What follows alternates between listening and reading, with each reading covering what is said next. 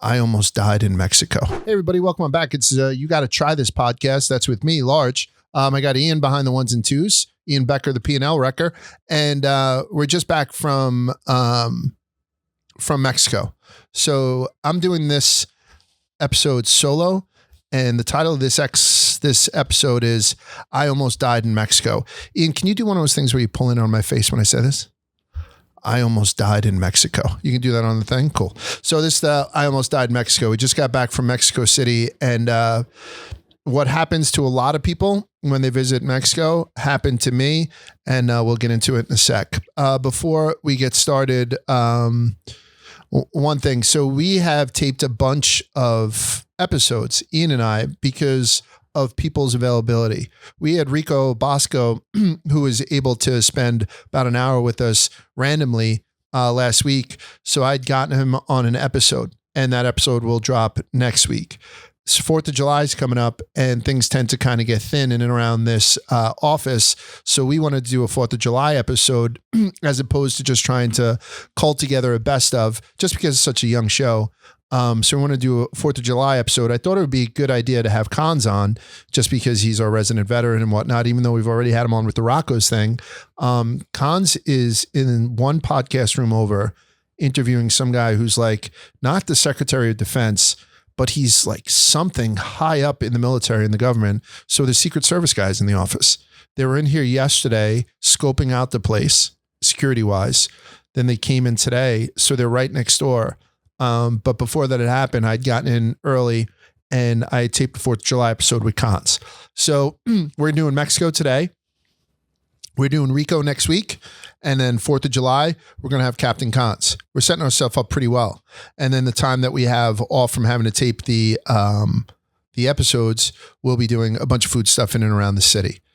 We've had an international flair to some of the stuff that we've been posting lately, just because I've been lucky enough to be traveling a little bit, but I'm very happy to say that I'm not doing as much traveling over the next month or so until NASCAR gets closer to the playoffs, or if I have to do something with either boxing or at the Barstool Classic. So we're going to be able to bang out a bunch of stuff in and around New York and the tri-state area for people who don't know. Ian, funny thing is that Cons is in here, and you know Cons, and for people who've watched this show, he's a military man. He was captain in the Army, West Point graduate, and then he served his country proudly. Everything's got to be kind of like clockwork for Cons. He's one of those guys who is always impeccably dressed. He keeps his shit tight. He has the green room set up for these military guys and for the Secret Service. He comes in, does You Got to Try This with me. As soon as it gets done, these guys show up. So Cons goes out to meet them with his co-host, a lovely young lady. Bold American is the name of their podcast. So they'll be dropping another episode this week. It's all about veteran affairs and stuff with the military. And it's hosted by people who are in the military and whatnot. So I say to Cons, okay, go with your guests. I'll go not even introduce myself, but I'll take the Secret Service to the green room because he had set up the green room beforehand. But again, we had just gotten lost for about an hour and a half to do You Got to Try This. So we don't know what's happened in this office in an hour and a half, and shit changes. So he said, oh, that's so great. He takes this high-ranking government official who's part of the fucking cabinet. This guy's part of the cabinet. He's in the NYHQ. And by the way, I don't like to mince words. This place is a fucking dump. It's always a dump. It's always been a dump. It will always be a dump. Nobody fucking vacuums. It's filthy. It just is what it is. Listen, I don't miss corporate America. I don't miss Wall Street, but this place, I tell people all the time, if you're a woman and you're visiting us, be careful sitting on these couches because you can get fucking pregnant. So anyway, these people come in. I say, Cons, go do your thing. Gentlemen, if you're following me, I'll take you to the green room. And Chico Technico, Andrew, who's the lifeblood of this place, along with everybody else in the tech booth, says, oh, that's such a big help for me, Large, as I'm getting them set up. I go over to the green room. As I'm going to the green room, Jersey Jerry from the fucking clouds walks by me in a skin-tight gold lame dress. He says, hey, how are you? I'm like, hey, guys, this is Jersey Jerry. He's already on a bunch of lists, I'm sure, with you guys. And he's like, I don't normally dress like this. We get to the green room, and they're doing Jersey Jerry's fucking makeup. The whole green room now is turned into whatever ad or piece of content that they're filming. So now I have the fucking Secret Service. I don't know what to do. So Andrew's like, oh, I'll get him set up. They're sitting in the middle of the content floor. on the chairs we do the rundown or used to do the rundown in, watching all this stuff for security purposes on a big screen TV that Andrew just makeshift brought in, got it done in 30 seconds for these guys. So now these guys are out there with Meek Phil and Marty Mush and fucking whoever the hell else is out there just kind of hanging out. So either way, this is a pre-thank you to Cons for coming in and doing that and jamming us in between government officials. And thank you again to the tech guys for hooking that up. But more importantly to the show, I will tell you right now, if you're watching this, do you see these yet? My kids got them for me for Father's Day. The holes in the top of the shoes are sesame seeds. They're cut like sesame seeds. I don't know what it is. There's some sort of Nike hamburger fucking collabo. So we're going to go to Gotham Burger in a couple of weeks. I'll wear that to this. I don't know where the fuck else I'd wear them except for the fact that I have a food podcast. They're kind of okay, right? If you're not watching on the YouTube, you're probably confused what Large is talking about. Yeah. But he's rocking the Air Jordan hamburger ones or the Krabby Patty ones, whatever you want to call them. I don't know what the hell they are. There's like a green band through for the lettuce. There's red piping for the ketchup, a definitive brown suede for the burger. The swoosh is American cheese yellow, and it's got this melty drip to it on the side. I'm sure everyone can see it if they're watching on the things. I don't know. Smash or pass on these. I kind of dig them. I don't know if they're corny as fuck, but if you're doing food reviews and stuff, I think this is the way to do it. And if you're a dad like me, you get a lot of misses in and around Father's Day. Like you get a lot of shit where you're like, oh, thank you so much. And then it goes right into a fucking drawer for the rest of time. But yeah, this home run, my kids love me. Those couldn't be more of a hit. I would have thought you bought those yourself. No. The kids come through and they're older too. You know what I mean? So they have a little bit more, believe me, I got a lot of worthless fucking ties and macaroni, just stuck to construction paper. But anyway, what I'm going to talk about today primarily is our time in Mexico City. What time is it? It's like 12:10, 12:20. Mm-hmm. Yeah. So Ian and I went to Mexico City this past weekend. We're taping on Wednesday, and Wednesday the 18th. We got home. We got back into the country on Monday the 16th. And we had left from Mexico City in the morning on Friday. So we're basically in Mexico City all day, Friday, Saturday, and Sunday. We flew out early Monday. We had 8 a.m. flight out of Mexico City. I want to start this podcast by saying it was a wonderful place to go and to watch a NASCAR race. And the places that we stayed and the restaurants that we ate at were all absolutely top notch. There was some controversy about NASCAR going down to Mexico. A couple of drivers were vocal about it, particularly Carson Hocevar on a Twitch stream had said the word shithole when talking about it. And Carson Hocevar was then fined $50,000. And that $50,000 is being donated to Mexican charities. I don't know if he should have been fined $50,000 for saying it was a shithole, but he did issue an apology saying, hey, listen, I'm from Portage, Michigan, never been out of the country. So I tend to believe what people tell me. I know now that that's a stupid thing to do. After coming to Mexico City and seeing the way these people have become rabid race fans and just all around great fans of sport, he's like, I take everything back. I think this is a wonderful experience. I hope to come back here again. He's like, and as a matter of fact, I may never leave, because he had ran into a guy named Ricky Stenhouse who then threatened to beat him up once they got back to the States. So he, tongue in cheek, said he's going to hang out in Mexico for a little extra till Ricky calms down. So there was this fear. We might have talked about it on the show about whether or not you were comfortable going to Mexico City or not. Oh, no, we did on Rubbin. Obviously, with the NASCAR race, I was saying how people are concerned about security and all this kind of stuff. Mexico City is the largest city in North America. It's the 5th or 6th largest city in the world. So the only place I've ever been to Mexico have been like coastal resort towns. And in this political climate, I didn't know what the fuck was going to happen. We flew there on Friday the 13th. That's not a good thing for some people. But we went down there and the airport got us out so fucking quickly. We were early getting in, early leaving, early landing back in Newark. That's when it fell apart in fucking Newark. It was 2 hours to get through customs once we got to the American side. On the Mexican side, it was gravy. The Ubers were great. The food was great. The hotel, we stayed in the St. Regis Hotel. That was a very nice hotel. And in case you don't know, Ian has never been in a hotel before where he's had his own personal butler. So when you go and you check into this is a flex. I apologize, but we had a budget for this and things are a little bit cheaper down there. So we were put up in the St. Regis on a floor where we all had suites, and the suites all came with a butler. Not our own individual butlers, obviously. So when you check in to the St. Regis Hotel, again, beautiful hotel in Mexico City, you get up to your room and your butler comes in and introduces himself. It was a young man. He had some like pretty violent neck tattoos, but they were covered up by this 3-piece, top hat and tails tux type thing, saying, "Mr. McCarthy," in perfect English, by the way, "anything I can do? Would you like me to unpack you?" How'd you feel about asking a grown man asking to unpack you? I instantly said no, because I'm just like, I don't want this guy to have to touch my underwear. Right. Like that seems a little How old much. are you?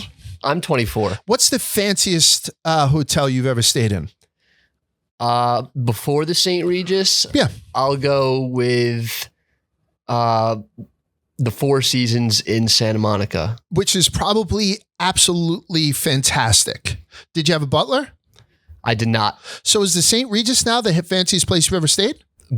Oh yeah, they're with armed guards outside the building. Right. Butler, like basically not like a private elevator, but like a separate elevator from the rest of the building. Like they had to get you to the third floor for the lobby. Yes.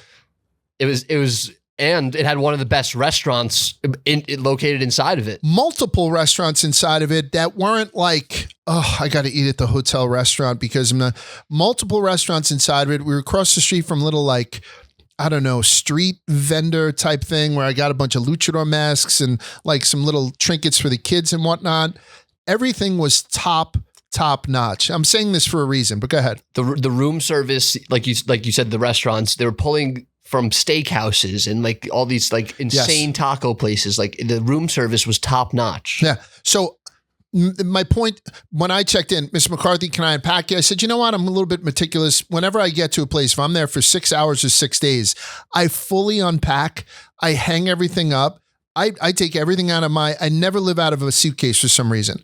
I don't know why. So I make myself at home. So I said, I'm going to do that. But can you get me a pot of tea?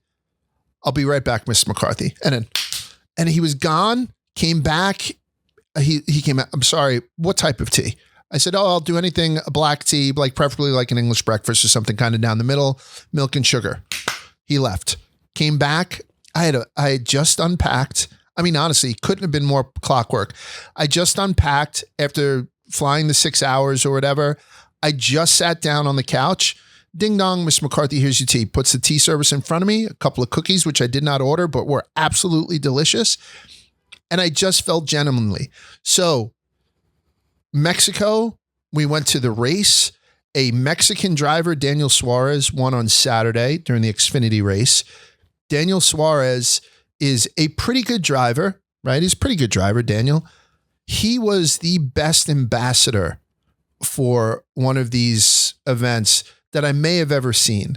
I think if they go play in Japan and a Japanese MLB player is kind of forced to be the face of that, it sometimes doesn't work out or be as fluid as it was with Daniel. This guy won the race on Saturday, which is the greatest thing in the world for NASCAR, for the headlines, for Mexico.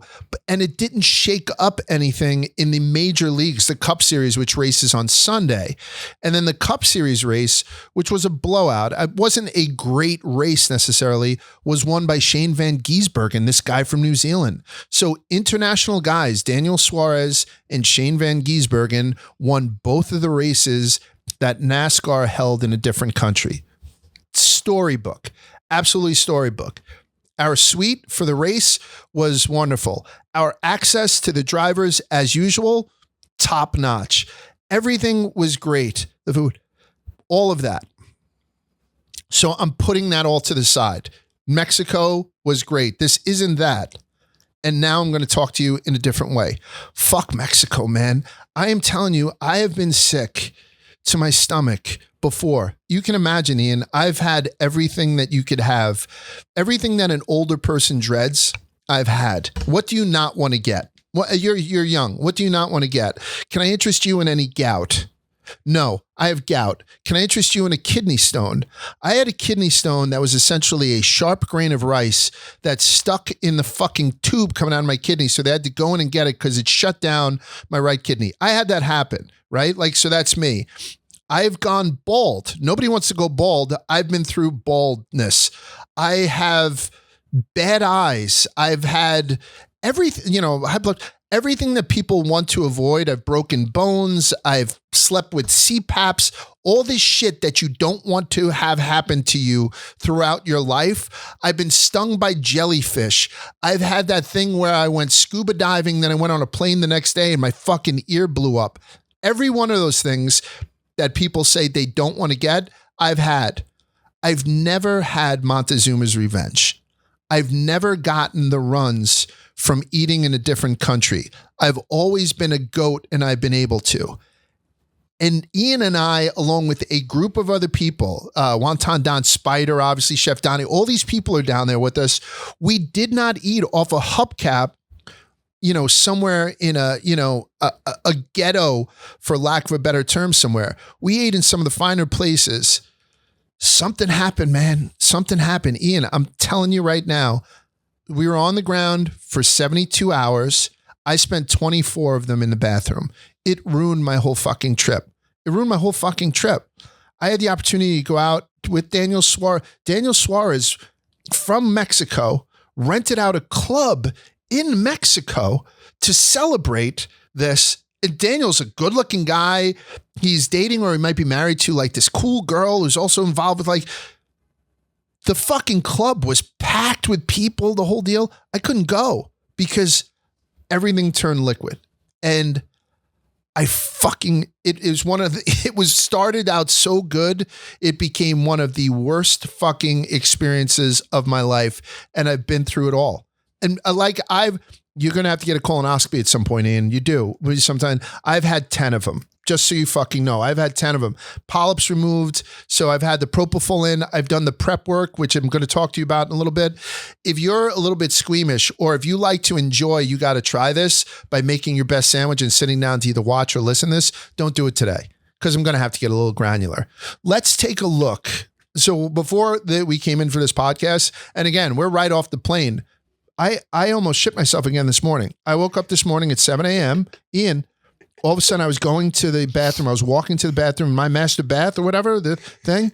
I had to reach around. I caught it before I shit my own pants. I fucking caught it. And then I duck waddled to it. I came back from Mexico with 3 less pairs of underwear than I left with. Listen, it might not be for you. I got to get this off my fucking chest. I had to take my sheets off the bed. I shit the bed. I haven't shit the bed since I was a fucking baby. I've pissed the bed as, you get drunk in college or something happens, or you're dreaming you're on a boat or something. Pissing the bed happens. Doesn't happen to me a lot. I'm not incontinent yet, but it's happened to me over the 50 some odd years I've been on this fucking mortal coil. But I haven't shit the bed since I was a fucking kid. I shit the bed in Mexico. I almost shit the bed in Ridgewood, New Jersey last night. What the fuck's going on? I almost died in Mexico.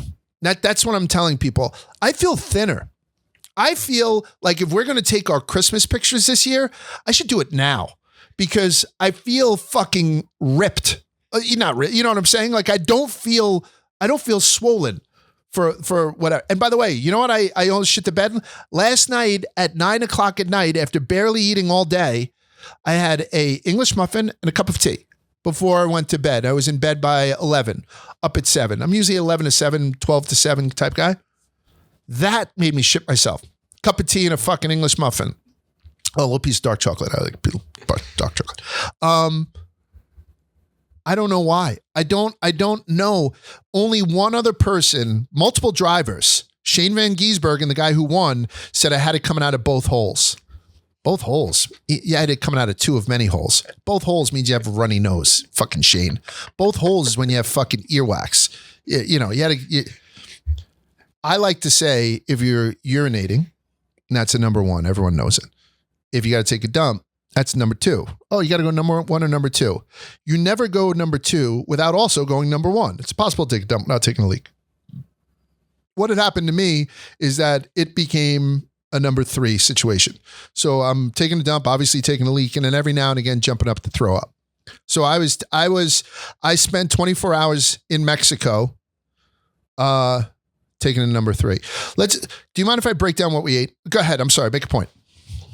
You can break down what we ate first, but I do want to say the hotel might have seen this coming. They put a little attachment in I was the only one in your bathroom, and I wasn't the only one. We were traveling with a cameraman. His name is Colton Jones, I believe his last name is. This kid is a gem.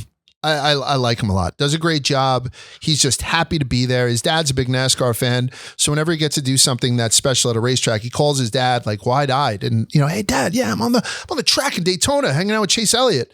It's very nice to see that kind of exuberance. And he's good at his job. I like Colton. I highly recommend working with him anytime you can.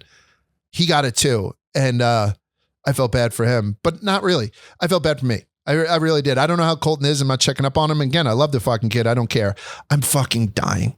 It's Wednesday, man. It's Wednesday. And I almost shit the bed 5 hours ago.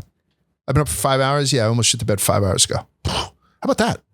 All right. So before we get to what they put in your bathroom, let's get to what we ate. Yeah. Oh yeah. I'll go down the whole list. That's a good point though. I won't miss it. I think I put that down in my notes. So Ian and I were on the same flights going in and out because half of the crew or most of the crew was coming from Chicago.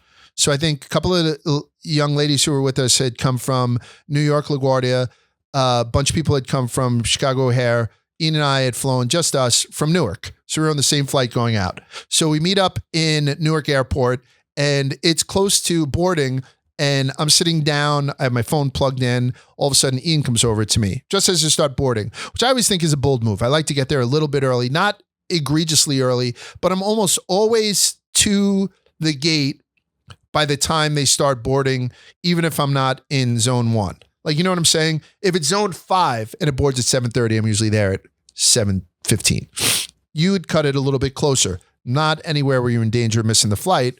So right away I said, oh, where are you? I just grabbed some breakfast. Okay.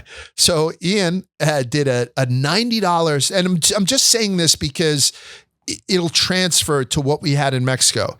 Ian started the fucking trip with a $90 steak and eggs. $90 steak and eggs in the restaurant in Terminal C of Newark, which is that the French Bistro? Is that one you went to? Yep. It's nice. You know, when you think of airplane or airport food, right away you're like Chili's and that type of stuff. This was like a real bistro. They seem to take some pride in it. And Newark Airport, most airports that have put money into them have come up with some real good food options. And they're expensive. So $90 steak and eggs was egregious, but that's how Ian fucking rolls apparently before he gets on a 6-hour flight. There's a glass of milk, a side of bacon, and a Belgian waffle in there. So steak and eggs with a glass of milk, a Belgian waffle, and a side of fucking bacon before a 6-hour flight. Jesus Christ. Here's my biggest complaint before I started to shit my spleen. Everybody who flew down there flew down in first class or business, which it's a rarity. It's not, Barstool doesn't fly you first class in business. That's a thing. I was put into like a middle seat in row 30 right outside of fucking bathroom. I paid up to get to the emergency aisle row. That was only maybe, I think it was $110 to bump up. And then I had to do it both ways. So I bumped up for $220 both ways. I went from 34B and 36D, ABCDE, and then I went up to 20F or whatever. So I'm window seat in it. Ian is business class. He's in front of me because he is an intern that has been here for a fucking minute. I am an established. So Ian gets to be and I'm back, but the thing was, nobody sat next to me. So it was an empty seat between me and the guy next to me in a window, in an emergency aisle. There was no reclining to my chair, but I don't care. I don't recline my chair. I think people who recline their chairs in airlines, and give me shit all you want for this. I pay for my seat, I get to recline. It's fucking stupid. Listen, going back to 4 inches means nothing to you. It means everything to me because I'm 6'6", right? What are you? You 6'5"? I'm 6'4", yeah. Yeah, 6'4". So Ian and I are very close. It's the fucking worst when you're middle seat in coach and somebody who's 4'8" decides they need that extra 4 inches of fucking recline, and it's like I'm doing dental work on you. You're essentially in my lap. So I take my air vents, I put them on your head, I cough in your hair. Honestly, like I have to do shit like this. I used to like put my knees up to try and fucking block it like I'm stemming the tide. I've given up. I cough on you and I put my air vent right in your head. That's as much as I'll do. Maybe a little spit will come out in a cough. I don't want that to happen, but it'll happen. So that's the worst that'll happen to you. But otherwise, I wish bad things upon you and your family under my breath whenever you recline on me. So Ian's about to go on a 6-hour flight. He says, you know what? I need some fuel for this. Let me do a steak, eggs, bacon, and a fucking Belgian waffle and a large glass of milk. That would have made me shit my pants. A large glass of milk on top of that at 6:30 in the morning would have made me shit my pants. But congratulations to you. It's great that you did that. I packed a meal for the plane. This is what I do now. I pack a meal for the plane, wrap it in fucking wax paper, the whole deal. I bought a baguette the night before. I did a full baguette with country ham, Swiss cheese, sweet cream butter, and Dijon mustard, and a couple of cornichons. So nothing that's going to stink too much, right? It wasn't like a fucking curried chicken salad or anything like that. I cut the baguette in half, wrapped in wax paper, rubber band, right in my bag. Next to that, a Snapple that I bought at fucking Hudson News. I never see Snapple in airports. So I grabbed a Snapple, just lemon iced tea, boom, put that in my bag. A box of dark chocolate, caramel, cashew turtles. Turtles where they melt chocolate on a thing of caramel with some nuts. So I did a dark chocolate one with cashews. I'm a dark chocolate guy. White chocolate is for children and prostitutes. So I did one of those. Milk chocolate is just for everybody. And then I did a small thing of the wasabi soy almonds that they sell, just the sleeve of them. So that's what I was going to have for the 6-hour trip. We were going to take off a couple hours into it. I was going to have a sandwich, blah, blah, blah. Maybe when they do the second drink thing, I'll have the other half of the sandwich. It was perfect. And it went exactly to plan. Whenever they came around with the drink card, I just said, can I have a cup with ice, please? Keep that in the back of your head. Cup with ice. Did half the Snapple, other half of the Snapple on the way down there. We land, and that's all that I have. We land. I get to the hotel. As I said, I have a pot of tea and cookies in my room. That's what I have. What did you have? I think I had a bottle of wine or champagne waiting for me. Oh yeah, I had a bottle of wine and some chocolate covered strawberries, but I didn't eat them. I'm not a strawberry guy, and I think it was milk chocolate. So, and I didn't feel like drinking at the time, so I didn't open that. But you didn't order anything before we went to Pujol? I may have ordered some room service before we went. It was unbelievable. Your fucking room service stuff. I was hitting. No, it was after Pujol. Yes. Yeah. Oh, okay. So what we did that night. Listen, I hope I'm not boring you, but I'm telling you what I did culinarily in Mexico, and then I will try to gross you out. We went to the finest restaurant in Mexico City. It's called Pujol. That's how they pronounce it. Pujol. So I would pronounce it Pujol just from Pujols, right? Like from Albert Pujols. But I believe the guy behind the desk said we pronounce it Pujol. However you want to pronounce it, I don't really give a shit. What we ate there, I'm going to go down the list. We started, in Chinese stir fries, they have those baby corns. They haven't yet developed prepubescent baby corn so you can bend them. There isn't like a cob in it. So it's 100% edible. You know what I'm talking about. They're like 3 or 4 inches. They're in like Chinese stir fries. These ones, somehow they left them on these tiny little husks. Like they peeled back the husks. They were adorable. They stuck a stick in it like street corn. And then they took these tiny little ones, they steamed them till they were warm, and then they painted them with chili and mayonnaise, chili powder and mayonnaise that they make in-house, house-made mayonnaise and their house-made chili blend. So it's essentially a tiny street corn on a stick, and it was delicious. They were delicious. The type of thing where they only gave us 4. There's 4 of us at the table. Chef Donnie, myself, Spider, and Ian sitting down in Pujols. We had another group there, but because it was such a popular place, they were sitting at what was essentially like a sushi bar and next to Bobby Flay. So Bobby Flay was at this fucking restaurant. It's that type of restaurant in Mexico City. That's the first thing that comes out, the baby corn. I want you guys to just know what I had. You try to tell me what the culprit is. Ham and bear on the plain, cashews, almonds, Snapple, that type of shit, right? Pot of tea, cookies, baby corn, street corn style. Then they brought out a small little corn cake. It was about the size of a communion wafer, but about as, that's kind of a little specific, but it was about the size of a silver dollar, but a lot thicker. And it was a corn cake, savory corn cake. You could taste the cornmeal in it.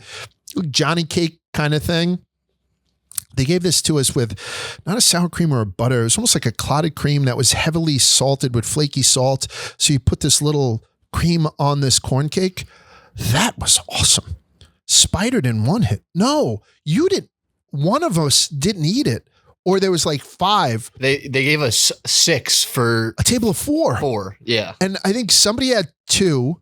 We each had 1. There was 1 left over. Spider's like, do you mind if I have it? I'm like, of course not. I really minded. I would have liked to have had that fucking corn cake. So again, they're 2 for 2 right now. I had a martini to start with a Mexican vodka that I never tried, and it was garbage. It was fucking awful. And then during the meal, I was drinking Mexican sake, which I was excited about. Winds up they bring the rice over from Japan. So it's sort of like making beer in your fucking base. You know what I mean? Like, oh, I do my own fresh mozzarella. I get the curd from Corrado's. So all I do is boil it, basically. So the Mexican sake, however it happens, however legitimate or authentic you want to make it, do that. It was delicious. I loved that sake. So I had about a half a bottle of that easily. After the corn cake came the ceviche.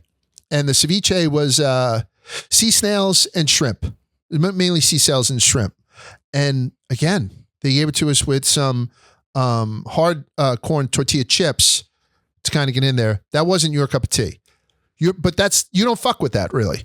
So I ate Ian's also. So I had 2 helpings of sea snail and shrimp ceviche. Okay.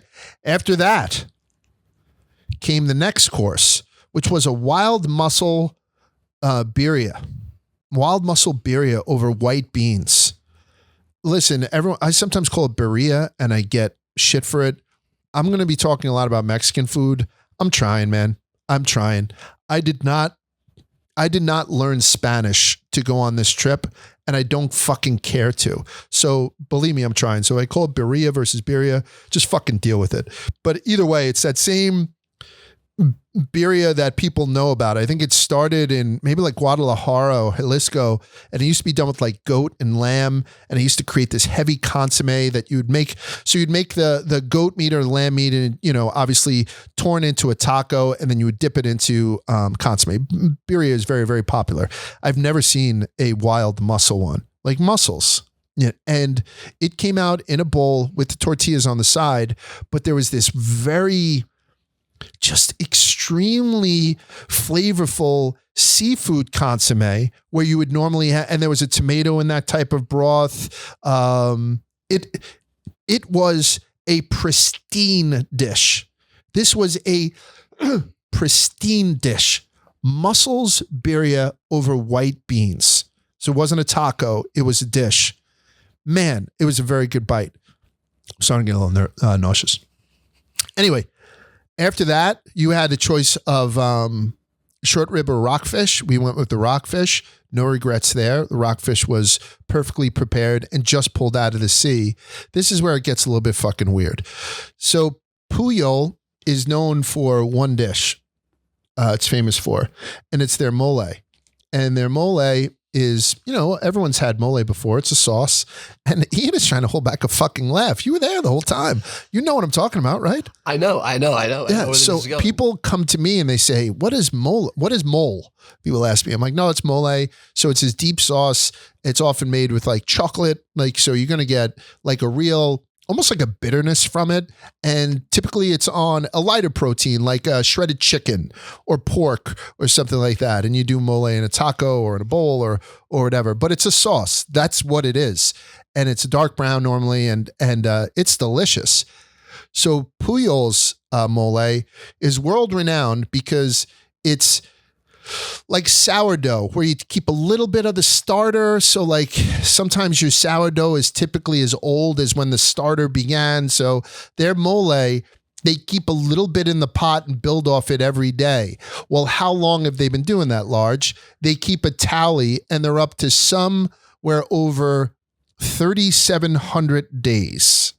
3,700 days. So this is a 10-year mole. This mole has been developing and intensifying and I don't know, coming into its own for 10 fucking years. They've been working on this. It's the banner of this restaurant. They give it to you on a white plate that's barely rimmed and it just looks like fucking like shit. And I'm telling you, the presentation, they take this dark mole and it becomes this little dark, thick, brown pool. And in the middle, they do a secondary mole that they had made that's a little bit different and has almost like a caramel color. And they put that as like a dot in the middle. So you have a white plate with a big round brown circle with a smaller tan circle in the middle, and they give it to you with a spoon. There isn't a fucking garnish. There isn't anything to be seen, right? There isn't a sprig of micro cilantro, chervil. I don't know. There wasn't a dusting, a fucking, and I'll tell you, I put the spoon to the 10-year mole first and I tried it. And I can tell you, this thing is world renowned. It's called the mother mole because they build off that mother for 10 years. It was awful. It was dog shit.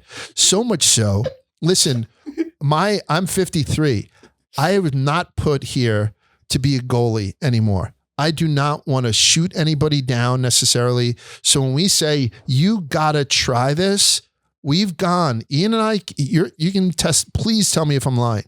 Ian and I have gone to multiple places and we've had meals and he's diligent. Like before he tries anything when it comes to the table, he does the whole taping thing with me, which used to be an anomaly and annoying, but you'd be in the minority if you weren't photographing this fucking meal. You know what I mean?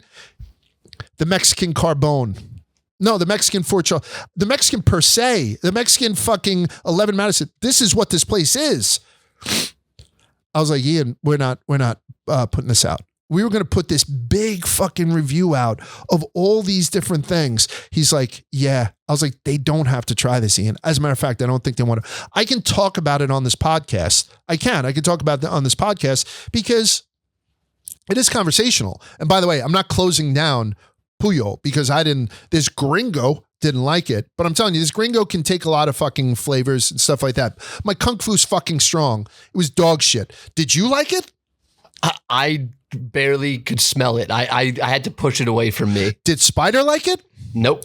Chef Donnie, who I think has a very good palate. His name is Chef Donnie. Did he like it? I think he said word for word, I would not plate this like this. And he for a chef, he was very critical. Yes. Spent some time in France working on his chef skills and all that stuff. I don't know if Bobby Flay had it, but I was going to go over and ask. The person at the other table at one point picked up the plate and licked it. So this is an acquired taste that I have zero fucking demand to acquire. And I want to acquire everything. I want to be eating durian every morning. I don't give a fuck. Lutefisk, give me it all. This was dog shit. But the sake's flowing. We're having a good time. Again, go to the place. Just be prepared for this mother mole. And then we end with dessert. And I, instead of ordering something else, some sort of rice pudding that had a fruit into it, I said, you know what? Let me go with the tamal. There was like a tamale, but they had a tamal. It was called like a chocolate tamal or a cocoa tamal. So they essentially had a tamale in a corn husk, like you would normally do, steamed in a corn husk, the tamale with that, traditional, whatever, masa harina inside there, but it was mixed with cocoa and some sweetening. So even though it did have that dark chocolate bitterness that I wanted, And it also came with the leaf that it was steamed in split. So it revealed this, this chocolate corn cake underneath. It came with a scoop of ice cream that was cajeta ice cream, Cajeta. So I pronounce it cajeta. If you say no, it's cajeta or something, I don't give a fuck. This is, for people who don't know anything, this is like a dulce de leche. This is like a caramel, but it's made with goat's milk, right? So I'm familiar with it a little bit. It's like a Mexican caramel made with goat's milk that they then made into an ice cream. Woo, that was very good. And it had to be because that tamal was fucking terrible. So did you see how I ran up to the end of this meal? The baby corn, the corn cake, the ceviche, the wild mussel birria, the rockfish. This was all fucking big time. Martini, whatever. The fucking sake. Mwah. Then it comes to the big ones, the mole, the mother mole, and this fucking dessert. And it was awful. I'm just telling you about this stuff because that's what I had there. I also had like a soft drink there over ice. Keep that in mind. I like soda, right? I'm not embarrassed to tell you I'm a Pepsi guy. I don't mind Mexican Cokes, but there's something about soda, any soda down south of the border. It's like that cane sugar or whatever, just hits different. 7,000 feet. Maybe that's one of the things too. We're going to try to figure this out. So I'm in high elevation. I'm drinking the whole deal. I'm feeling pretty good. We leave. We go back to the hotel, have a drink at the bar. I think I have like a double Bailey's on the rocks or something, just to kind of settle my stomach for some fucking reason. You have a beer. We're in bed by, I don't know, not in bed, but we're back to our rooms by whatever, 11 maybe? No, we had a 9:30 reservation. We're back to our rooms at like midnight. Maybe midnight? No, because the bar was closed. We just got back to our rooms. I don't know. The time changed. So we got back to our rooms late. All I know is that we just ate all of this stuff, just had a little nightcap. We're going to bed. That's when you fucking order a room service. You tell me the next morning, you got like a rigatoni bolognese or something, right? Yeah. You're an animal. It was like 2 a.m. At 2 a.m. That's the other thing. They had overnight room service, and it wasn't just like some bullshit options. Like they were making full, freshly made pasta. I'm trying to be negative here. Sorry. So, no, I'm kidding you. This was the St. Regis. The St. Regis, man, he ain't lying. You go and you stay at a good hotel, and you can have breakfast between the hours of 6 and 10. You can have the lunch list brought up. You can have the dinner, and then they have the late night one, which is usually just a burger, chicken fingers, and a fucking, I don't know, some sort of dessert. This is full menu, and you took advantage of it. You took advantage of it. So he has a fucking rigatoni bolognese then at 2 o'clock in the morning. I did not partake. The next morning, sent up to my room by my butler, I have an order of chilaquiles. And the red one. I went with the Roja, not the green one. Man, it was delicious. It was 2 eggs over, perfectly cooked, by the way. Getting them up in room service, perfectly cooked eggs is not an easy thing to do. Somehow those fucking chips were not overly soggy, even though they're sitting in that row, that delicious sauce, a little bit of cotija cheese on it. I'd gotten a side of sausage. They gave me a separate plate with 7 small breakfast sausages. I think tocino maybe. And I was like, who the fuck needs 7 sausages? I ate all 7. I think the hotel is profiling you in more of the ways than just one. We're going to get to that, man. And I had another pot of tea. In the morning. Again, English breakfast tea. The food, so then we go to the race. Saturday's race starts a little bit later than the Sunday race would. So we didn't even have to get up and be down to leave until like 10 o'clock, 10:30. Get up, I have my chilaquiles, go downstairs. One of the people that we're traveling with, they brought a big bag of churros. So everyone, and they're still hot. It's like having for Italians in the audience, like having a hot Zeppeli, in the bag, shaken. Having a hot beignet is otherworldly. Like everything is better and hot. Having a hot churro, they gave us that little fucking sweetened condensed milk with it. We're dipping the churros in it. So I have a churro after my chilaquiles. We go to the race. I guess I should mention this now. I go to the bathroom in my hotel room. I spilled water on my computer. computer. I go to a bathroom in my hotel room. The hotel had, my hotel room had a huge bathtub. I took a bath one night. It had a huge shower, great shower head, great rain shower head, and a handheld that would take the fucking skin off you. And for people who travel, you know that's important.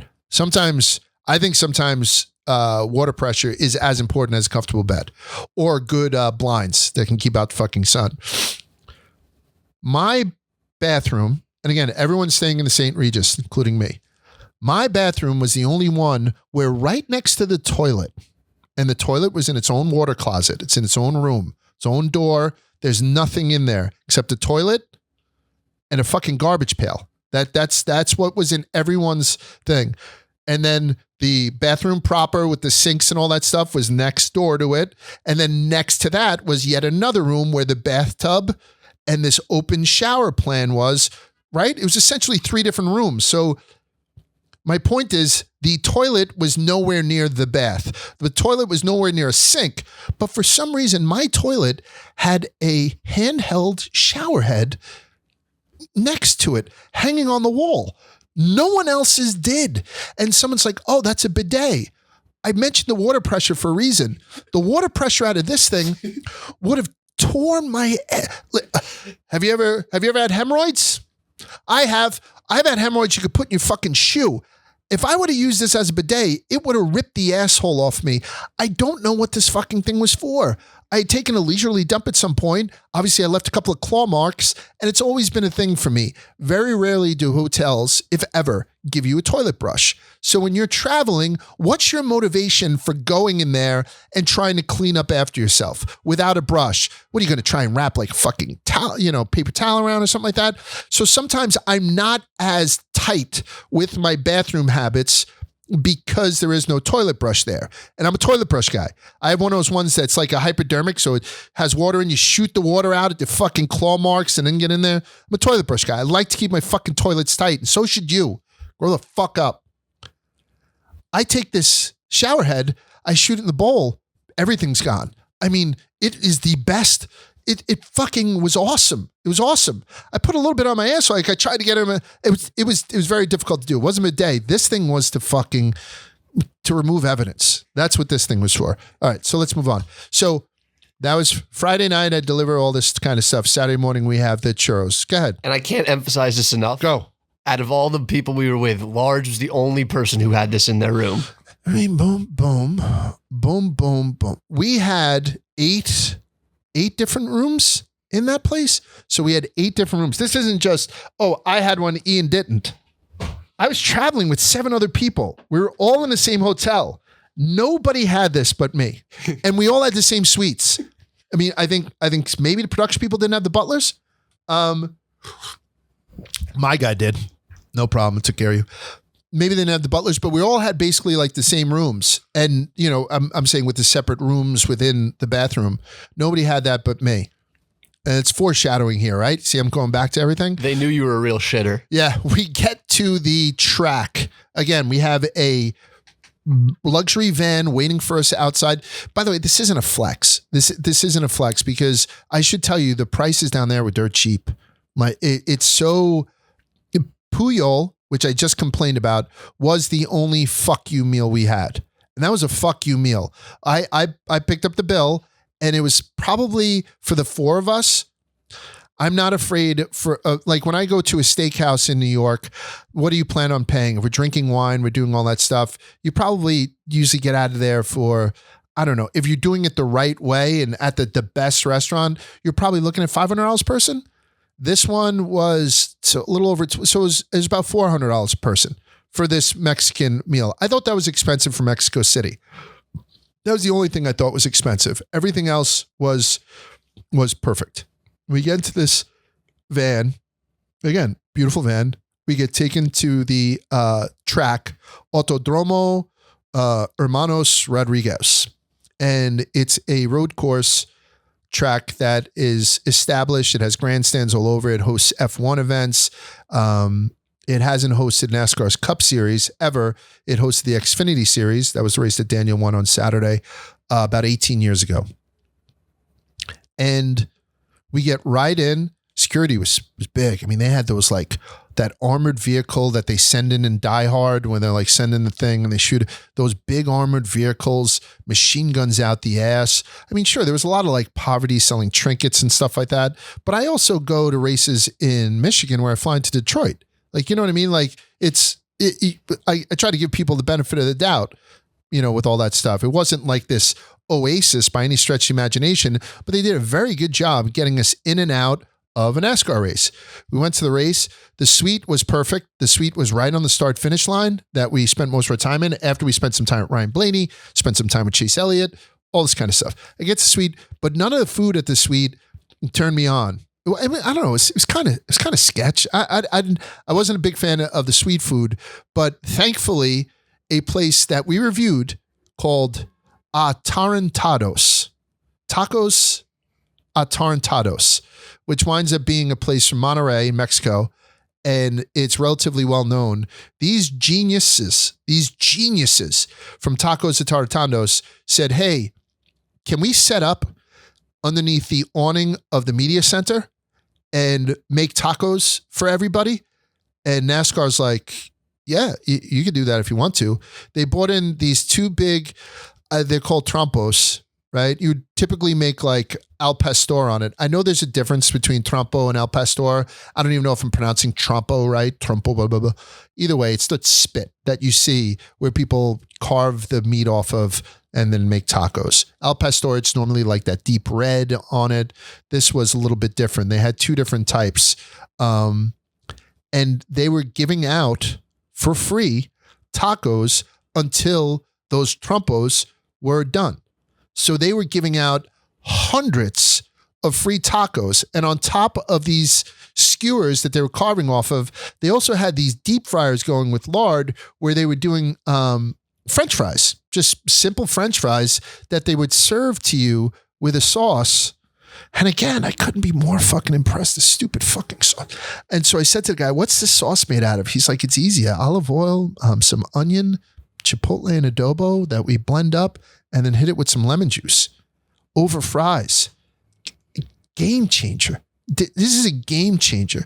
So much so, we each had 2 tacos and the French fries. The line was huge. So then I said, what the fuck are we doing? I'm hard carded. We went into the media center, came out through that second exit, and there was a smaller window, which was so we had another 2 tacos and another thing of fries. So I had 4 tacos and 2 orders of fries. If you want more details on the tacos, please go to You Gotta Try This page or my page, and you can see the review. I'm very, very positive on it. I get a little bit more granular. So anyway, add that to the list of things that I had there. Otherwise, I really didn't eat much at the race. I had one of those micheladas, but the clamato ones, the clam micheladas, where they put that, what the fuck's it called? Chamoy? Yeah, that sweet syrup. It's like a sweet and sour syrup. They rim the glass with that and maybe hit it with some tagine. Then they fill it up with this clamato and all this booze. And then they float, no, not the booze. They float the beer on top of it, michelada. And I had one of those. Then I had maybe 2 Coronas. So I wasn't boozing. I wasn't really boozing that much. While we were there, I also had, what'd I do? Was that when I had the corn dog?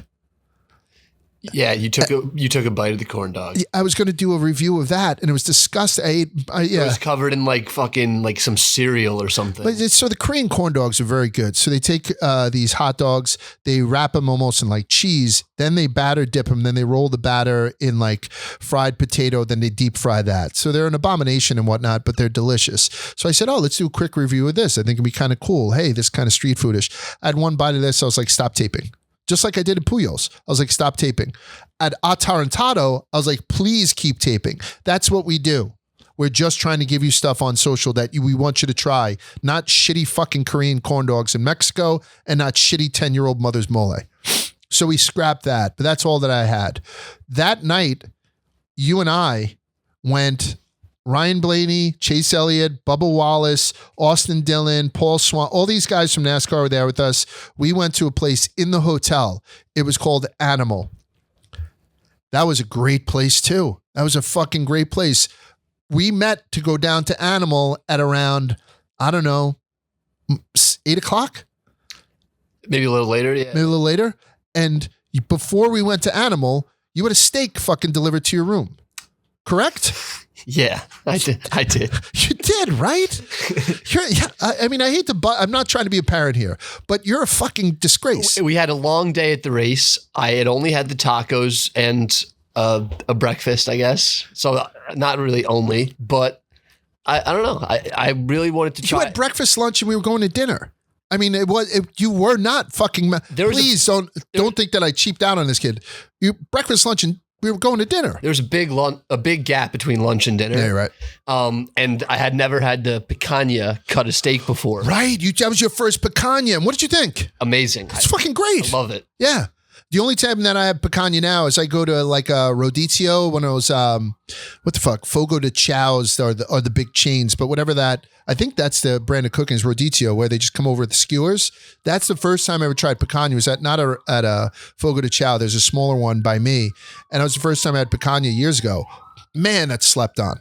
It's slept on here in the States. Not as much because I had to do a snake draft with the Chicago guys, and White Sox Dave had picked that as one of his things. So obviously the cat's out of bag with picanha. It's nothing people don't know about. Your first time having it, off the charts, right? Yeah. And I'll tell you what I was doing. This goes back all the way to the beginning of the trip. I was protein maxing, is what the kids say. Eating as much protein as I possibly can because I'm trying to get big for this summer at the Barstool Beach House. Yeah, hot boy summer. So he has that. We go to Animal. So he's coming off of a picanha. At Animal, we had some flatbread crisps with a bunch of different dipping sauces. One of them was like tamarind heavy. It almost felt like something that you would get at an Indian restaurant. They had a sushi menu. I wasn't thinking I was going to do sushi in Mexico, so I decided to go with their bread and butter, which was also these high-end tacos. The first one was a pork jowl taco. It came with two pork jowl tacos, and habanero salsa, which is very good. Again, I did review this online, so check out our socials. The other tacos that I got were wild. It was bone marrow. They brought out the bone marrow, the whole whatever, and they scooped out the bone marrow into an indented wooden cutting board. Inside that indent, which now has become like a pestle, right, mortar and pestle type thing, they then put sliced skirt steak, charred onions, and a little bit of lemon pepper. Kind of give that a chop up, like you're going to one of those chop salad things, onto tortillas, those things. So I had a bone marrow skirt steak taco. I had 3 of those, 2 of the pork jowl tacos, and that's basically what I had there. I had a soda with ice. I had a soda with ice at Animal in one of the finest hotels that you've ever been to. Okay? This is Saturday night. Sunday is the big day. Sunday's the big day where we're going to go to cup race and all that stuff. Saturday night, that's when it hit the fan. Whatever got me, got me. And I was up so I missed a night of sleep. I was literally up all night. And I don't know what you call it. Like some people call it the runs. Some people call it the trots. Montezuma's Revenge is a big one. Deli Belly for like people who go to India. They call it sometimes Deli Belly. Hobo Gravy, call it. I don't give a shit. The old Aztec two-step, somebody fucking called it. The Mexican Foxtrot. The Gringo Gallop. Whatever the fuck you want to call it. Ian, I got it. And I got it fucking bad. And then that fucking hose made all the sense in the world. So this hose that I didn't want to put on my asshole, I was basically using it. I was using it to hose me down from the small of my back to the back of my knees. I was hosing down the outside of the fucking seats because I was throwing, it was like root beer through a super soaker. Honest to God, I use these euphemisms. I could have laid on the floor and shit on the ceiling. I could shit through a screen without hitting any metal. Whatever the fucking saying is, we should cull some of those. I had some beauties in that. Shit in shoestrings. Shit in shoestrings. Shit like a shark. I'm shitting shoestrings. But it wasn't even that, man. It was pure prepping for a colonoscopy type. I took a sip of water. 5 minutes later, I shit a sip of water. Whatever the fuck was in me was. You have Google open? Can you Google the Bristol food scale? Everyone at home, do not Google the Bristol food scale. Do not. Right? You see the chart? So it goes from 1 to 7. Mine was an 8. like mine was an 8. And I can tell you right now, we're 2 days later, I'm just getting back to maybe 6. The Bristol food scale. If you're into that shit, it's literally, Google it. If not, you regret Googling it. I regret knowing that. I honestly don't regret it. It's not that bad. I was probably sitting around a 4 for most of the trip. Oh, were you? I was an 8. I was like a steady 4. I didn't go below, didn't go above.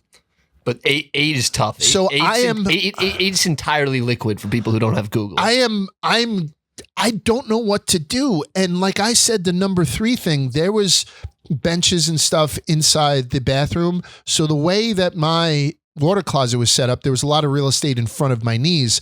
I brought a bench in because I had mentioned the number 3. I put one of the towels, the bath mats, on top of the bench just in case, because every now and again, as I spent hours in the bathroom just shitting myself raw, every now and again I'd have to go hit myself with the hose, turn around onto this fucking thing, and throw up. I created a cuck bench in the the cuck chair. So I had a cuck bench that was just for when I needed to do number 3. The next day we got to meet at 8:30 in the morning. Maybe it was nerves from the whole thing, but now I'm vomiting. I'm throwing up. I feel fucking awful. I start to get some semblance of, I'm calling my butler, help me. He brings me up a banana. I feel like, okay, maybe the worst is over, right?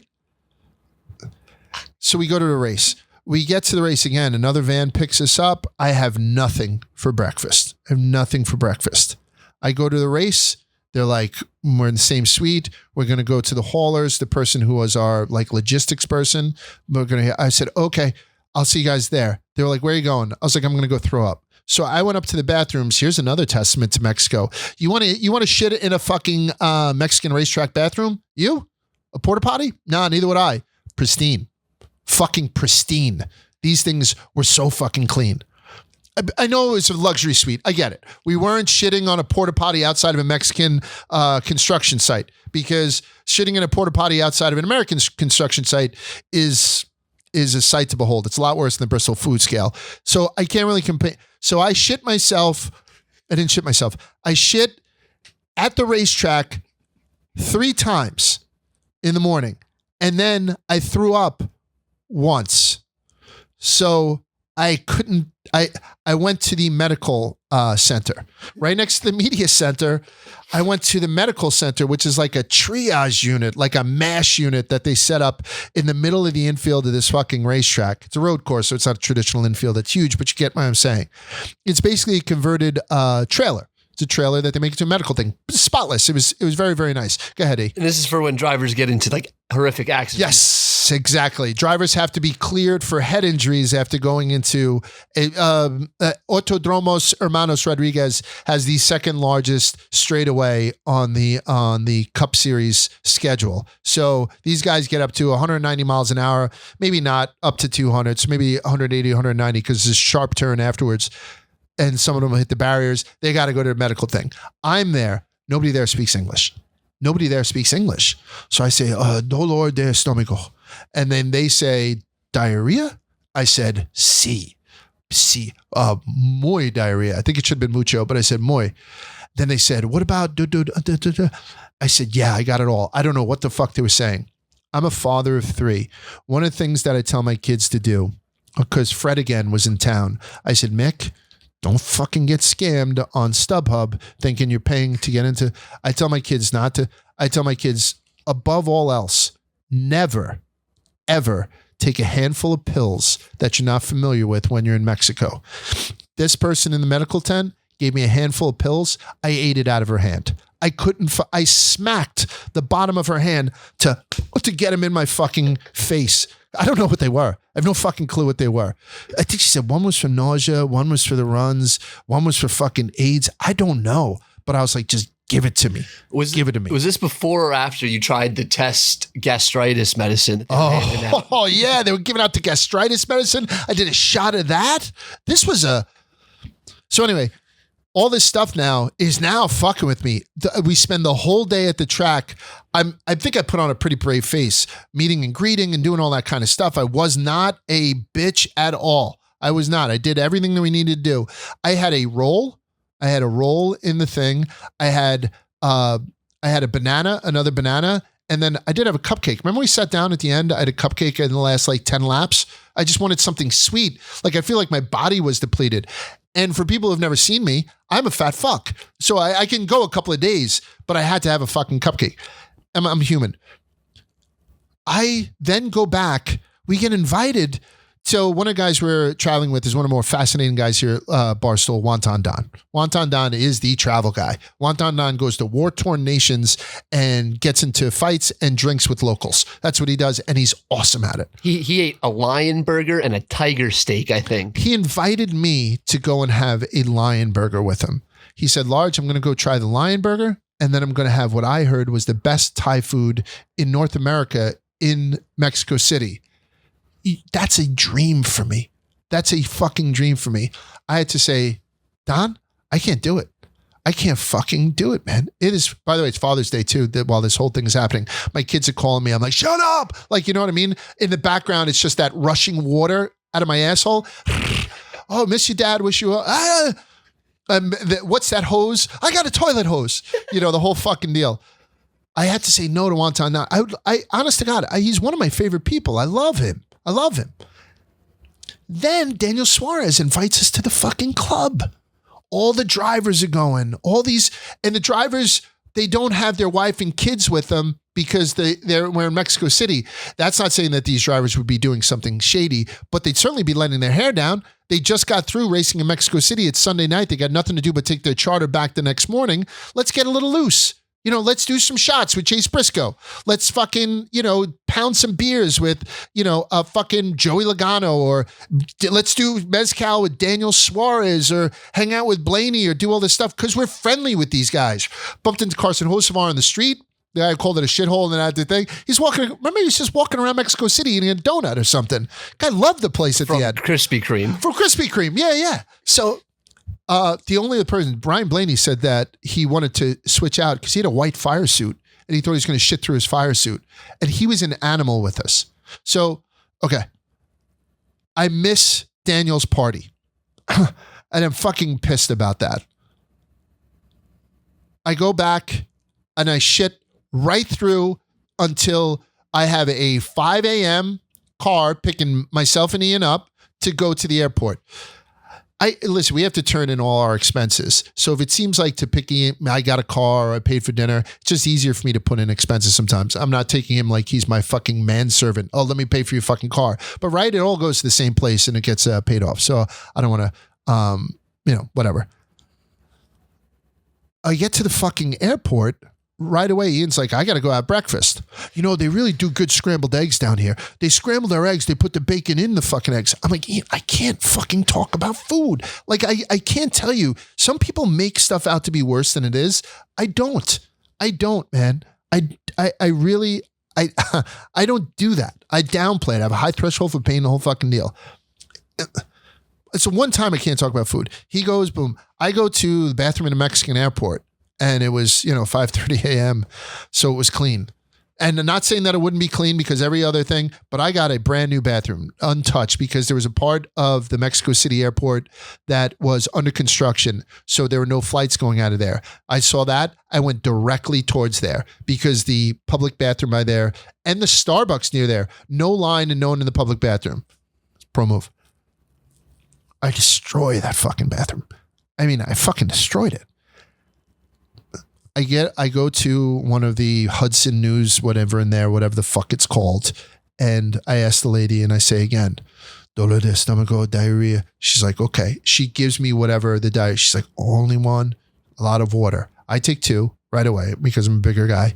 And I sit down. When you're just getting through at breakfast, you just fucking destroyed a big breakfast. I sit down. The guy comes over. I'm like, I can't even do a Topo Chico. Like, I bought a bottle of water. It was at Bubbles. I was like, I think these bubbles are going to push it out quicker. I had to go get another fucking bottle of water. And then, so you saw what I brought on the plane there. Everyone's very with my ham and bear, my all this kind of dark chocolate. You know what I brought on the way back? A bottle of water and a fucking sleeve of Ritz crackers. I found a sleeve of Ritz crackers there. Did you get one too? Yes. God, they were from heaven. I sat down on this plane, fucking green. Wouldn't you know it? No one sits next to me again. I got an empty seat next to me, and the other dude next to me, I was in 20F, so E was empty, 20D. That guy automatically takes off all his stuff, puts it in the seat next to me. Like it's his now. He takes two of them, right? So I blow my nose and I put that napkin on his jacket on my side of the empty seat. And so he moves it over just to establish that's the way I mark my fucking territory. Apparently I mark my territory in planes with phlegm. So that's what I fucking did. I was miserable. I watched Tires on the way home. You caught Francis and Fights are in Tires. Congratulations. I got home to my family. Get out of the way. Get out of the fucking way. I ran up my dogs. Hey, I got an French bulldog and a fucking Welsh terrier. Hey, dad's home, blah, blah. Get the fuck out of my way, you little bitch. Ran upstairs and I barely made it. I told the guy, step on it. The fucking Uber driver from Newark to Ridgewood, New Jersey took maybe 25 to 30 minutes. It seemed as long as the flight. I was crowning. I was fucking fully dilated, 10 centimeters. I got in there and then it just didn't stop. I can't so who do you blame? Who do you blame? Who do you fucking blame?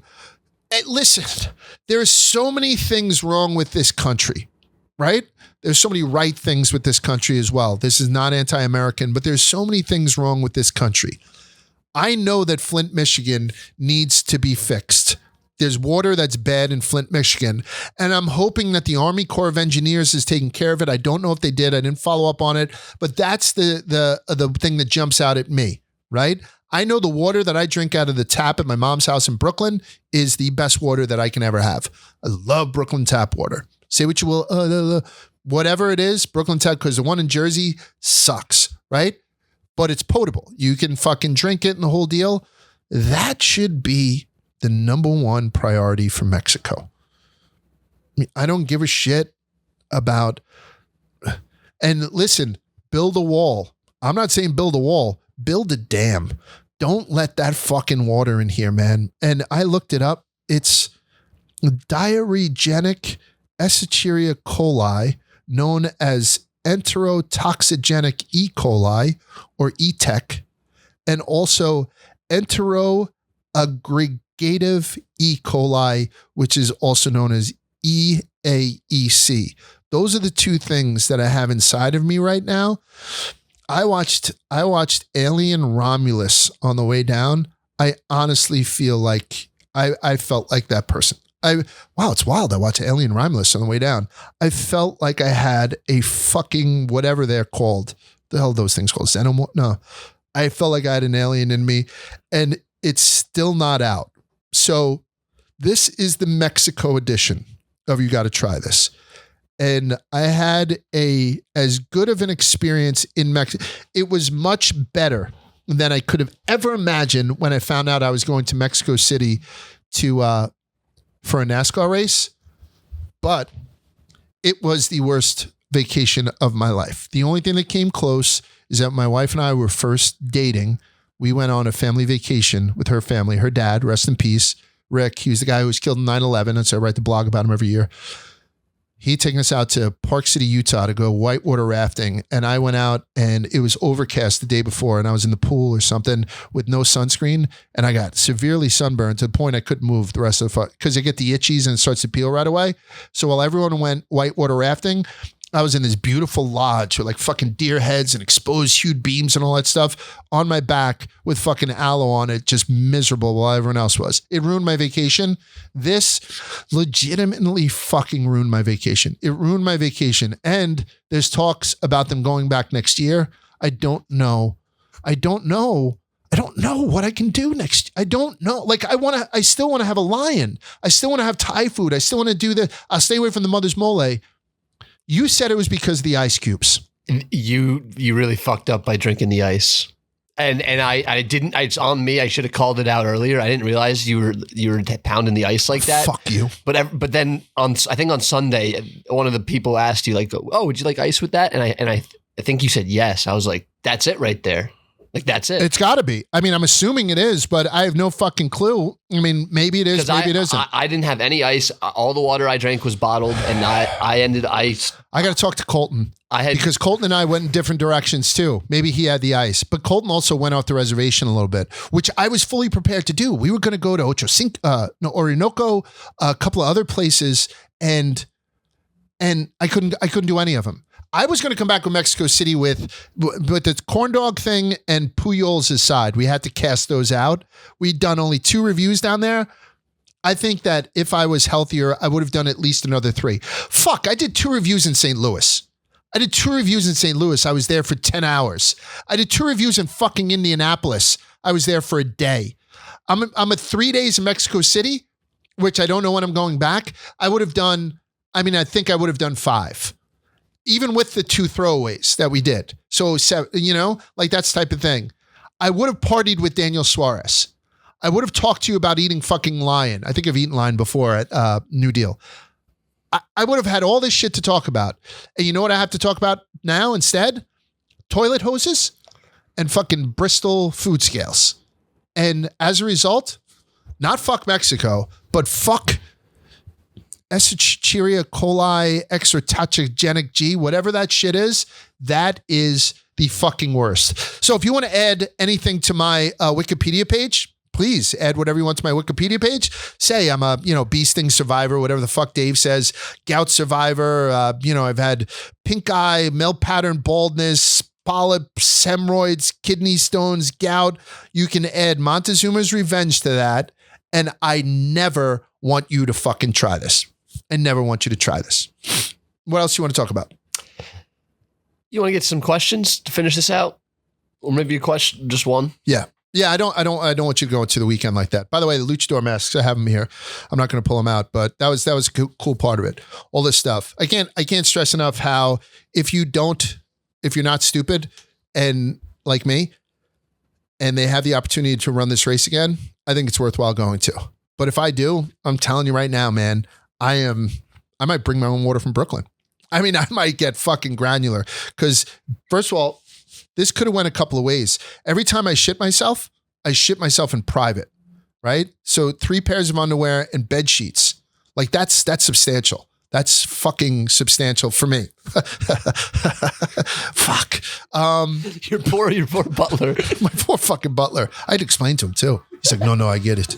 I'm like, no, I bet you do. Listen, I didn't shit myself like whatever. Like I caught myself as I was going, a little bit hit the bed. I took a fucking scrub to it. You know what I mean? I wish I could have my toilet hose there.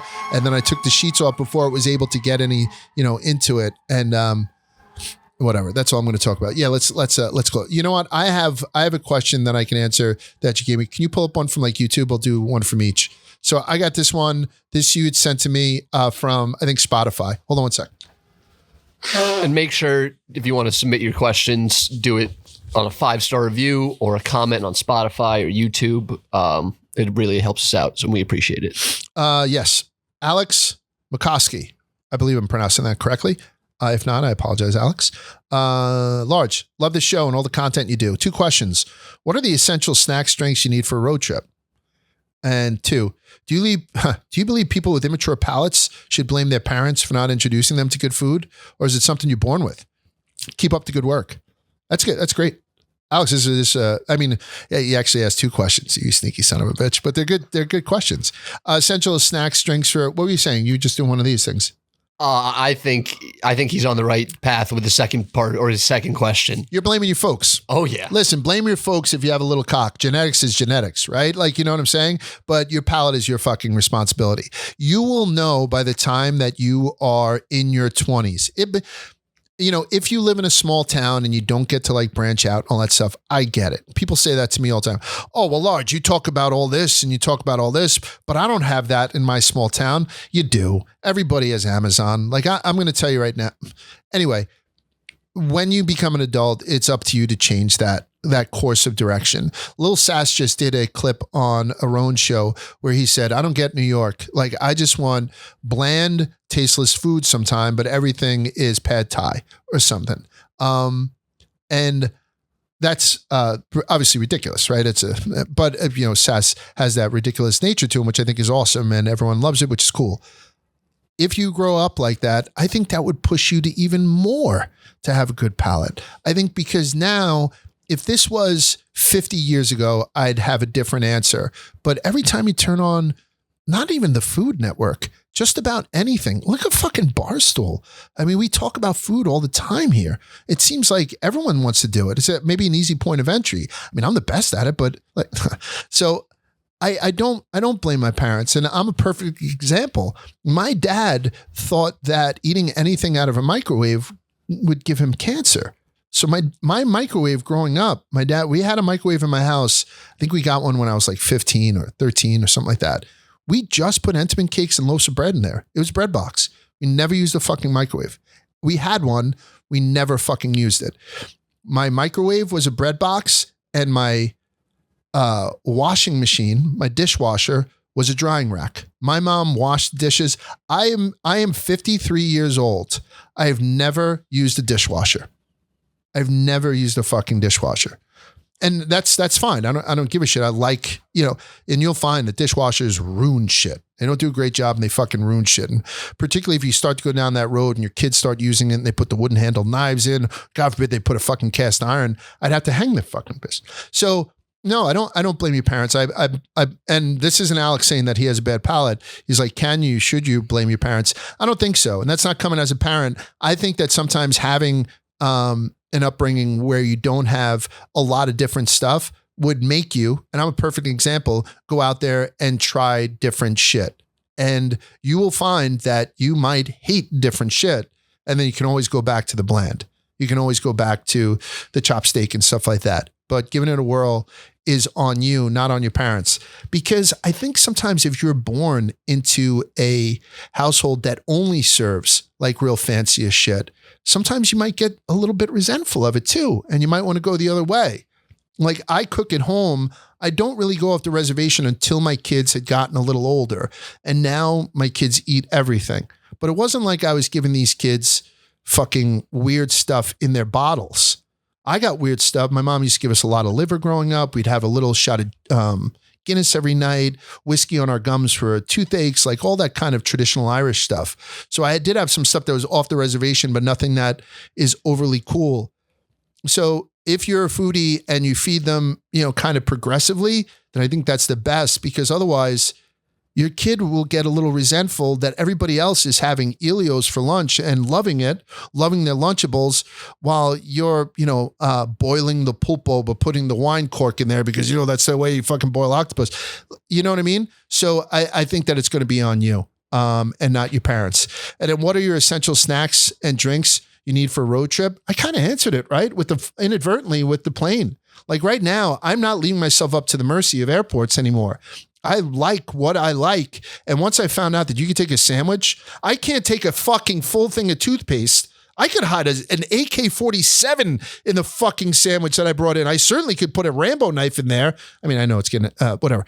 But they won't let me get a full thing of toothpaste. Once I found that out, fuck yeah. And that's not a road trip. That's a flight. But man, I used to drive to and from school. It was a 13-hour drive from Brooklyn, New York to South Bend, Indiana. And I used to pack a cooler because I drive by myself every now and again. This wasn't until my second semester of senior year because I didn't have my license till I was 21.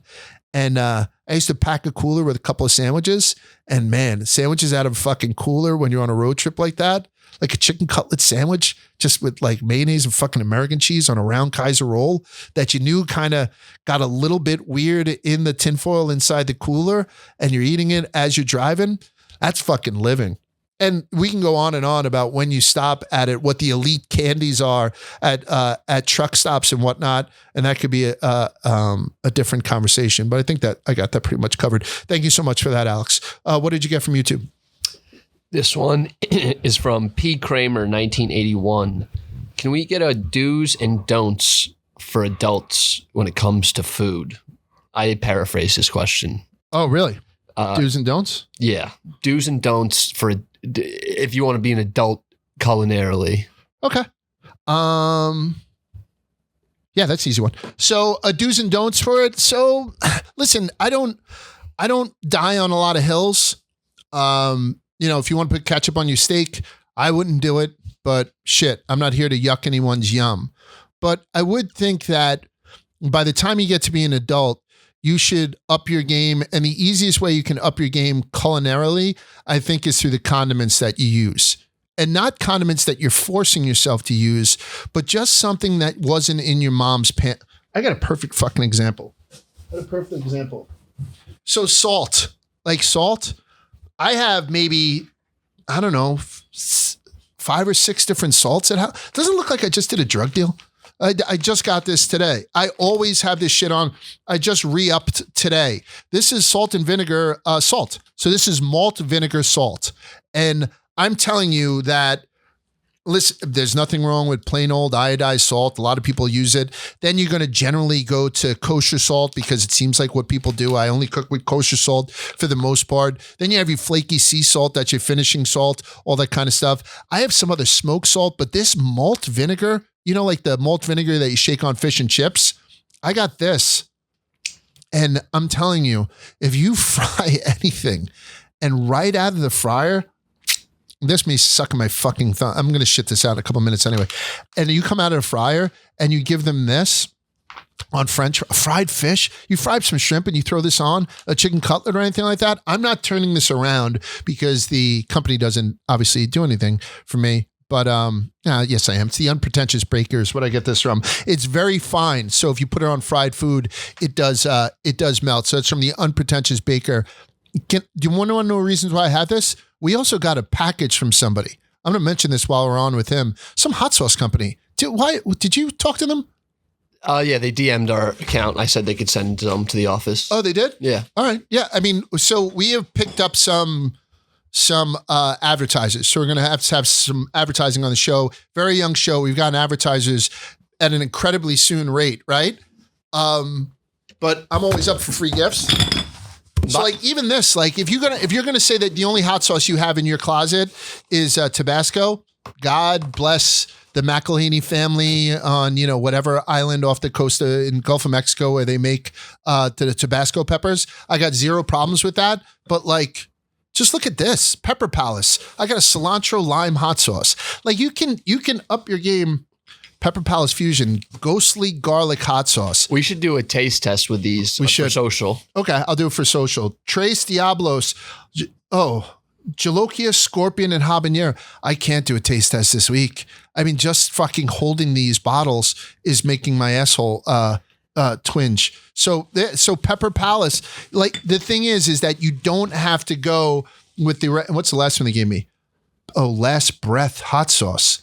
These look legit. I'm going to do the cilantro lime one. This is the first thing I'm going to try. And it's just an example that, listen, if you can elevate something while you're, getting a little bit older, I think one of the easiest ways to do it is condiments. So if you're just using Gulden's mustard until the day you die, God bless you. It's a solid mustard and all that shit. Branch out a little bit, man. Branch out. Try I have 7 mustards in my fucking fridge right now. I have the toothpaste one, and then a tube of toothpaste, the German mustard, and some that fall flat, some that don't. I think that different condiments, because you're going to wind up cooking with them and it's going to make your little stir fry or your little grilled chicken or your different from anybody else. And that's going to get you laid, right? Like she's going to have grilled chicken Caesar salad, but what the fuck's on this chicken? Oh, it's this cilantro lime hot sauce from Pepper Palace that Large turned me on to. Holy shit, this is different. I didn't know I like cilantro. You know what I mean? It just makes you seem like one of those things. So I think that's one of the ways to kind of bulk up and become a little bit more adult in your palate. Go ahead. I don't know if you did this on purpose, but I think you just answered 2 questions in one. I didn't even read you the second question. What is it? You just did. So that's the do upgrade your pantry. Yeah. Because and by the way, if you think in your pantry that you have a jar of nutmeg from 1987 and it's still good, it's not. It's not. There's shelf lives on fucking spices. So if you haven't seen it or used it in a couple of years, just fucking throw it away. Just throw it away. And if you happen to need it again, you have to buy something, not necessarily fresh herbs, but obviously fresh herbs are better than dried herbs. But if you need something dried down, then just get it and then you have it for a couple of years again. But honestly, like everything that you put in your pantry as far as your spice rack, slowly wants to turn to sawdust. So the quicker you get to it, the less sawdusty it is. But if you have this thing that you inherited when your parents died, and then you're going to try and throw a little bit of that on, honest to God, you might as well just shave a pencil onto it. So that's another thing. Go ahead. So yeah, that's a do. That's a do. Do upgrade your pantry. Yep. P. Kramer. But also, I don't know. I don't mean to be repetitive, but this other guy, G. Mike on Apple Podcasts, wrote in, absolutely loving You Got to Try This. I'm sure you get this a ton, but I would love to see Willie come back on. Oh, I use that. No, I use that one with cons. Right. I don't know if you got to the end of the question. Would love if you eventually went over some of your pantry upgrades. Yeah. So I gave him one. So again, we're taping these out of order. So I am going to get to that. And I mean, I don't want to bury the lead with Willie. So you'll have to tune into the 4th of July issue to hear the answer that. But otherwise, so we got to two of them, Alex and the gentleman from YouTube, and then we'll go from there. Anything else we need to cover before I go and ship myself? No, just make sure you 5-star, like the video, subscribe. If you have any friends that love food, send the podcast to them. I'm sure they'd love to listen to it. Yeah, that's all. Excellent. All right. So this is, You Got to Try This. You can see, is that camera on this today? They can see me today. Oh, shit. So if anyone's wondering how bad looking Ian is, and he is uncomfortable to look at, you can get to see him because we do have the producer camera working and up and running. But other than that, we're going to have Rico Bosco next week on You Got to Try This. It's arguably one of the better conversations I had with somebody. Me and Rico we've had like a similar experience through a lot of stuff. I thoroughly enjoyed it. And then, like I said, I love talking to cons. So we got cons coming up, and that one's going to be a little bit patriotic. I'll go into the history of 4th of July and some of the foods we use and all that kind of shit. Next week with Rico, if you followed us, a lot of people originally followed us because we were doing New York City food reviews. Yeah. If you like the New York City food scene or the New York food scene at all, this episode, especially the boroughs, you know, like Staten Island and Brooklyn and whatnot and Queens. So, Manhattan and the Bronx. So particularly the boroughs, it's a good one. Alrighty, that's it for us on You Got to Try This. Please follow us on social. Follow us on social, like, and however 5 stars and whatever you need to do on every other outlet. And we'll talk to you next week.